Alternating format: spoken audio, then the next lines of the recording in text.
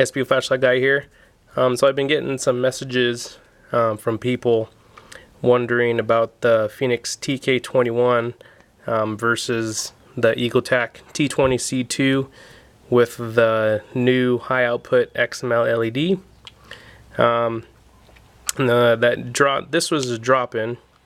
I know that Eagletac is selling a whole new body with the high output XML. Like I said, this is a drop-in, so the body of the new one might be slightly different. I think the tail cap is a little different. Now in the Eagletac, the high output XML drop-in is rated at 720 lumens, 580 ANSI lumens. As you can see here, you can see the XML right in there. The XML on this one with high output supposedly has like a turbo mode, what they call. For 3 minutes it goes on the max brightness, and then after the 3 minutes it drops down in lumens because it starts getting kind of warm. If you leave it on for a little while, you can see it happening. It's actually kind of cool. Of course, the Fenix TK21, everybody knows this one, so I'm just going to do a side-by-side comparison between the two. Lengthwise, they're about the same. As you can see, both have a cigar grip. On this T20c2, I replaced the tail cap with the flat, so I can be able to stand it up. The Fenix TK21, you definitely can't do that. The Eagletac comes with a body clip or belt clip. The TK21 does not. It's kind of a bummer. I wish it did. It's definitely a good thing to have. Switching modes on the TK21, it's just this little button right here. You just press that, and then with the Eagletac, you gotta twist. Just do it real quick. You gotta loosen, and then that's another thing too. What I noticed is with some of the drop-ins, it doesn't switch as it should. Let's see if I can get it. See, I've noticed that in the drop-ins.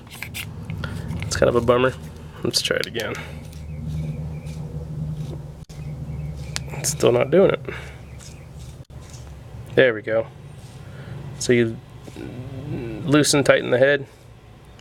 It switches modes. I'm over it. Anyways, that's kind of a bummer sometimes with the drop-ins that I've noticed, especially with the XMLs. It doesn't change modes as easy as it should. But I normally don't change modes on this one, so I usually keep it on the max brightness. Reflector wise, the TK21 is definitely a lot bigger. Depth wise, they're about the same. Actually, the Eagletac might be a little deeper. The Eagletac has a light orange pill reflector, and the TK21 has a smooth reflector. What I like about this on the Eagletac, it has the little striking bezel, which the TK21 doesn't.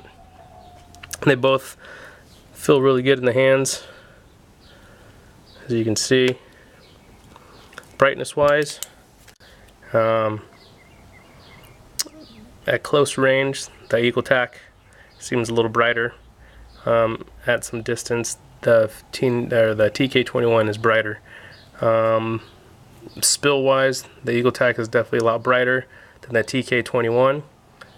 You can kind of see it. That's just because of the orange pill reflector. Throw, I'd probably say the TK21 will definitely throw a little bit further. As my other videos, the TK21 has a pure white LED color, and the Eagletac has a slight purplish tint. Both really nice colors. Both have momentary activation, as you can see. The TK21 is a little bit more responsive when it comes to lightly pressing it. But they're both great lights. Like I said, I've always been a fan of the TK20, or the TK20, excuse me. T20c2, reason being because you can always change out the drop-in modules, and right now I probably have about 8 or 9 different ones. And that's a cool, really cool thing. You can make this flashlight be, you know, 8. Actually, I think it's up to 12 different flashlights right now. I think Eagletac makes about 12 different drop-ins. Like I said, I have about 8 or 9 of them. So basically, it's about 12 flashlights in one, which is really cool. TK21, so it's just TK21. The Eagletac T20c2 comes with a little battery sleeve for CR123 batteries. They're both running on 18650s right now, as you can see. Like I said, my favorite between the two, it's hard to say. It's definitely a toss-up. I mean, they both have pros and cons with each other, but it's a toss-up. Yeah, it's hard to say, but I love them both. But the main reason I really love this one is because the interchangeable drop-ins. So yeah, if you have any questions, let me know.